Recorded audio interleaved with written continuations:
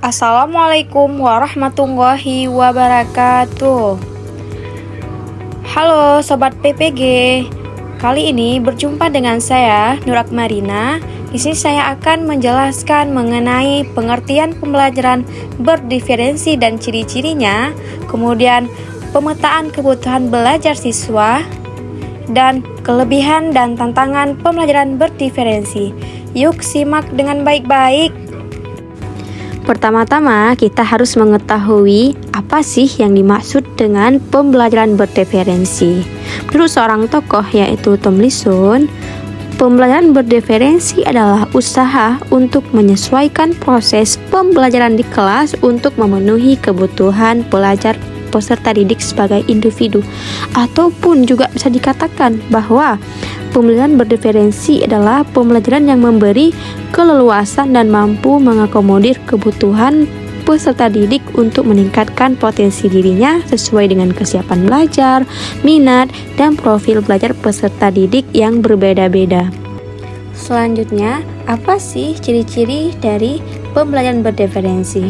Menurut Tomlinson, pembelajaran berdiferensi ini ada 4. Yang pertama yaitu pembelajaran berfokus pada konsep dan prinsip pokok, di mana di sini harus berfokus pada kompetensi dasar pembelajaran.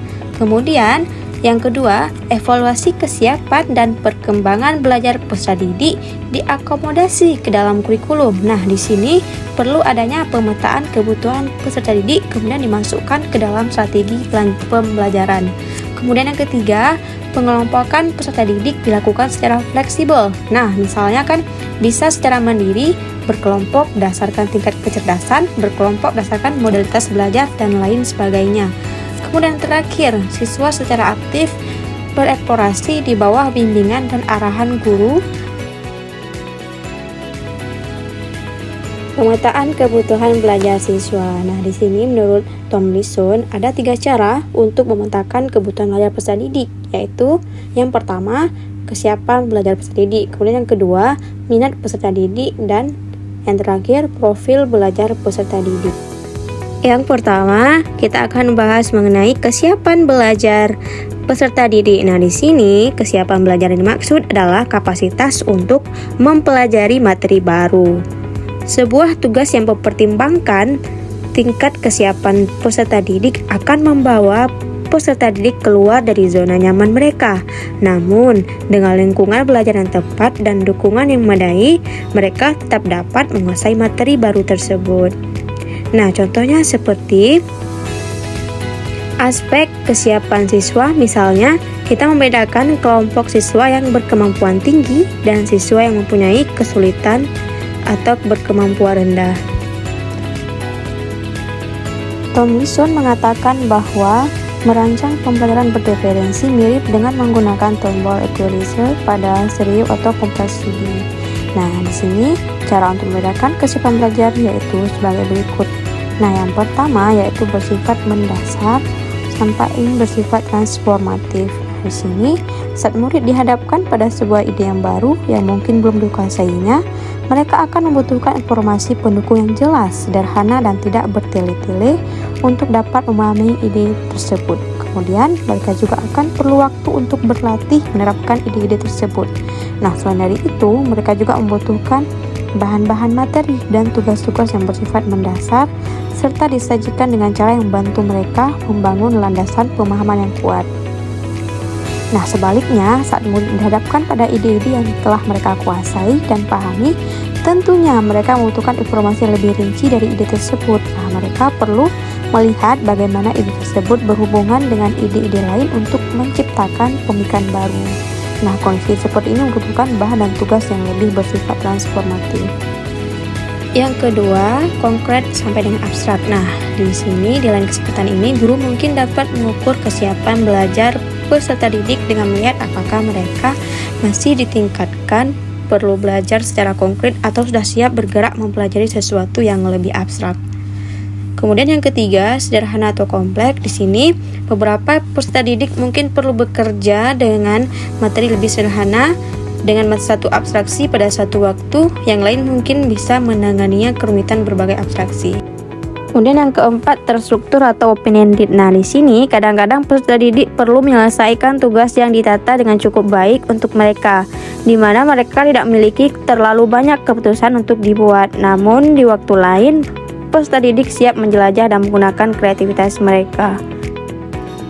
Selanjutnya yang kelima, tergantung atau dependent sampai mandiri atau independen. Nah, di sini walaupun pada akhirnya kita mengharapkan bahwa semua peserta didik kita dapat belajar, berpikir dan menghasilkan pekerjaan secara mandiri, namun sama seperti tinggi badan, mungkin seorang anak akan lebih cepat bertambah tinggi daripada yang lain. Dengan kata lain, beberapa peserta didik mungkin akan siap untuk kemandirian yang lebih awal daripada yang lain. Kemudian yang keenam, lambat atau sampai cepat. Nah, di sini beberapa peserta didik dengan kemampuan yang baik dalam suatu mata pelajaran mungkin perlu bergerak cepat melalui materi yang telah ia kuasai atau sedikit menantang. Nah, di mana di sini tetapi di lain waktu peserta didik yang sama mungkin akan membutuhkan lebih banyak waktu daripada yang lain untuk mempelajari topik yang lain. Pemetaan kebutuhan belajar siswa yang kedua ialah minat peserta didik. Nah, pada minat ini kita terlebih dahulu harus mengetahui apa sih pengertian minat. Minat adalah salah satu motivator penting bagi peserta didik untuk dapat terlibat aktif dalam proses pembelajaran yang berlangsung. Nah, di mana di sini pemetaan kebutuhan siswa berdasarkan minat dilakukan dengan membuat pengelompokan pada siswa yang berminat, misalnya dalam hal olahraga, dalam hal seni seperti seni musik atau suara, seni lukis dan lain sebagainya. Kemudian ada pelajaran sains, IPA yang berbaru dengan IPA dan lain sebagainya. Adapun contoh mengidentifikasi atau memetakan kebutuhan belajar berdasarkan minat. Ibu Putih ingin mengajarkan murid-muridnya keterampilan membuat teks prosedur. Setelah selesai mendiskusikan tentang apa dan bagaimana membuat teks prosedur, Bu Putih lalu meminta murid berlatih membuat sendiri teks prosedur tersebut. Nah, setiap murid diperbolehkan untuk menulis dengan topik sesuai dengan minat mereka. Anak yang memiliki minat terhadap memasak boleh membuat teks prosedur tentang bagaimana cara memasak makanan tertentu. Kemudian, murid yang memiliki minat terhadap kerajinan tangan boleh membuat teks prosedur tentang membuat sebuah produk kerajinan tangan tertentu dan sebagainya. Kemudian keterampilan yang dilatih tetap sama, yaitu membuat teks prosedur walaupun topiknya mungkin berbeda. Profil belajar peserta didik. Nah, pada yang ketiga ini, profil belajar peserta didik ini merupakan pendekatan yang disukai peserta didik untuk belajar yang dipengaruhi oleh gaya berpikir, kecerdasan, budaya, latar belakang, jenis kelamin, dan lain sebagainya. Profil belajar mengacu pada cara bagaimana kita sebagai individu paling baik belajar.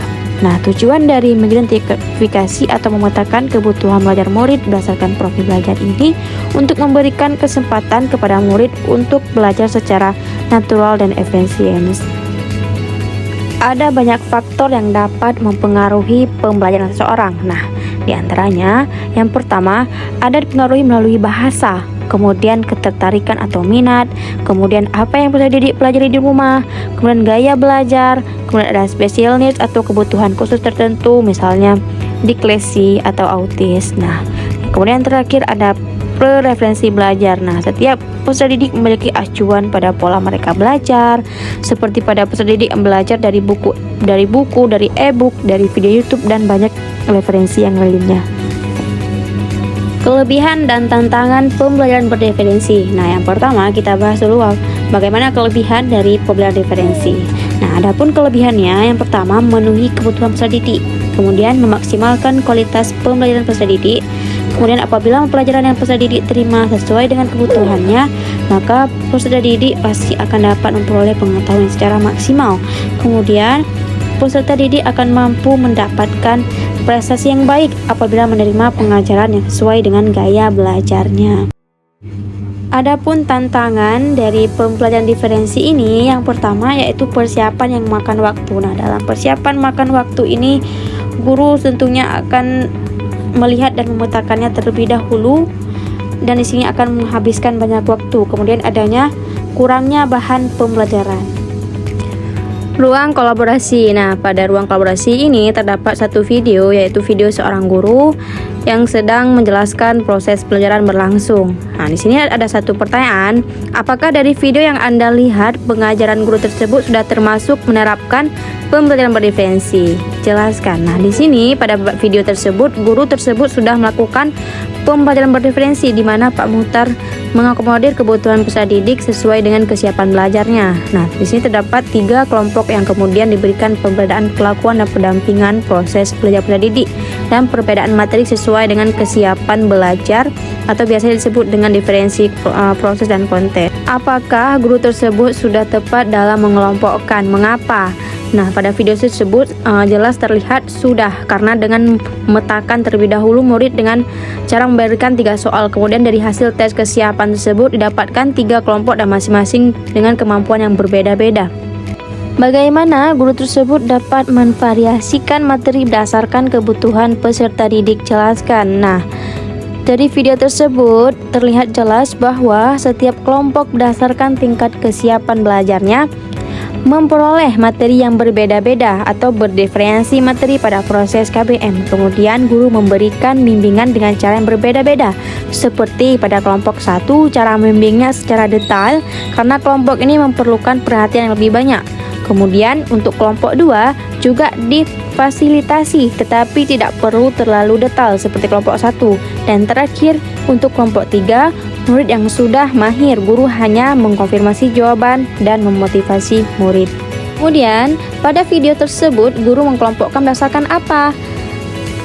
Pada video tersebut, guru mengelompokkan yang dilakukan berdasarkan hasil tes kesiapan belajar. Nah, di sini terdiri dari kelompok 1, murid yang pemahaman konsepnya baru atau mau berkembang. Kemudian untuk kelompok 2, murid yang sudah berkembang. Kemudian untuk kelompok 3, murid yang sudah mahir. Kemudian selanjutnya demonstrasi kontekstual. Nah, pada demonstrasi kontekstual ini pembelajaran diferensi merupakan pendekatan yang menyesuaikan metode pengajaran untuk memenuhi kebutuhan belajar yang berbeda di antara siswa. Kemudian ada unsur-unsur pembelajaran berdiferensi, yaitu ada pembelajaran konten, pembelajaran proses, pembelajaran produk, dan pembelajaran lingkungan. Berikut ini contoh keragaman anak di kelas. Yang pertama, keragaman siswa di kelas, yaitu dengan latar belakang yang berbeda-beda seperti perbedaan gaya belajar, tingkat kecerdasan, kesiapan belajar, dan persepsi serta minat siswa terhadap mata pelajaran. Adapun teori-teori pendukung, yaitu ada teori ekologi. Nah, di mana di sini proses perkembangan anak sangat dipengaruhi oleh peristiwa dan lingkungan terdekat hingga yang lebih besar. Kemudian yang kedua ada teori multiple intelligence. Nah, di sini terdapat kecerdasan manusia yang berbeda-beda sehingga dapat mempengaruhinya.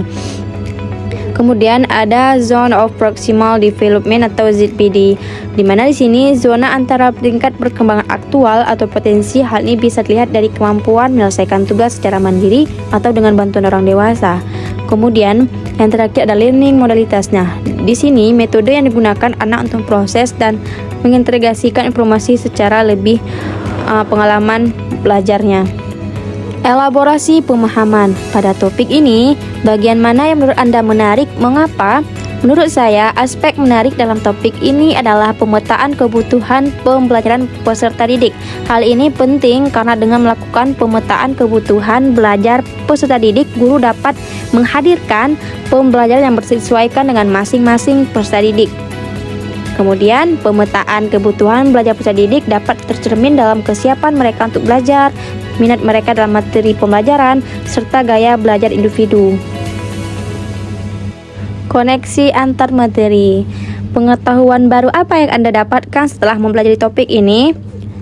Yang saya dapatkan ialah pembelajaran yang berdiferensi merupakan pembelajaran responsif yang melibatkan bahwa kebutuhan setiap peserta didik sangat beragam, sehingga sebagai seorang guru harus mampu memahami karakteristik dan kebutuhan setiap peserta didik supaya terciptanya pembelajaran kondusif dan bermakna.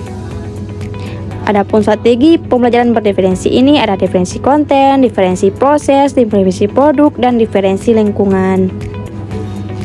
Adapun yang terakhir yaitu aksi nyata. Nah, di sini ide yang saya dapatkan setelah belajar pada topik ini yaitu saya akan mulai untuk mencoba menerapkan pembelajaran yang berdiferensi ini di sekolah tempat saya melaksanakan PPL serta berusaha untuk memahami terkait cara dalam memenuhi kebutuhan setiap kegiatan belajar yang dimiliki oleh peserta didik, yaitu dengan memberikan metode belajar yang bervariasi, misalnya bisa dengan membagikan peserta didik ke beberapa kelompok kecil dalam pembahasan materi pelajaran. Namun, anggota kelompok terdiri dari karakter yang beragam sehingga semuanya merata dan tidak dibeda-bedakan. Namun, sebelum itu, saya perlu memetakan kebutuhan peserta didik sehingga nantinya metode pembelajaran bisa tepat sasaran dan tujuan dapat tercapai dengan maksimal. Demikian presentasi dari saya.